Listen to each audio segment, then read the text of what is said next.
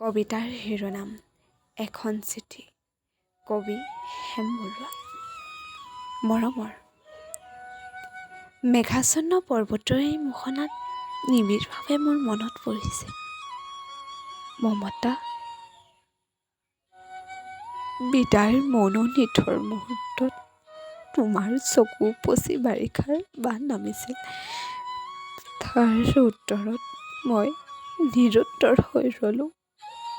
সেই অনাশাৰী কথাবোৰে আজিও পৰ্বতীয়া বনফুৰা জুই হৈ আছে।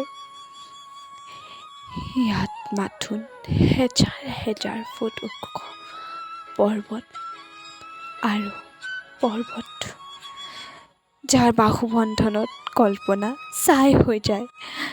সেই পৰ্বতবোৰতে প্ৰতিধ্বনিত হৈ আছে আমাৰ বুকুৰ তেজৰ চেকুৰাবোৰ, অন্তৰৰ জুই শিখা আৰু মৰমৰ মৰিশালিবোৰ।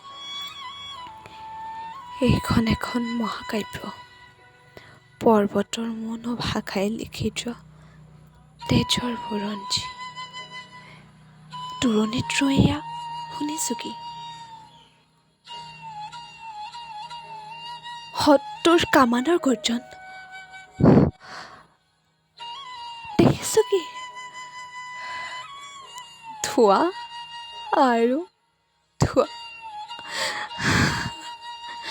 এটা কথা জানি থোৱা, শুনা, মৃত্যুৱে যদি অভিনন্দন জনায়, সেই মৃত্যু পাৰিজাত ফুল।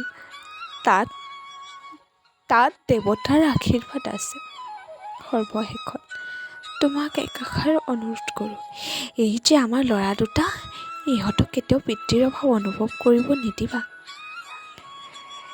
সিহঁতক মাথোন একাষাৰ কথাকে ক'বা, যি মৃত্যুৱে দহক জীৱন দিয়ে, সেই মৃত্যু আত্মাৰ দৰেই অবিনশ্বৰ। আজিলৈ সামৰো দেই। দীঘলীয়াকৈ চিঠি লিখিবলৈ আজৰি নাই।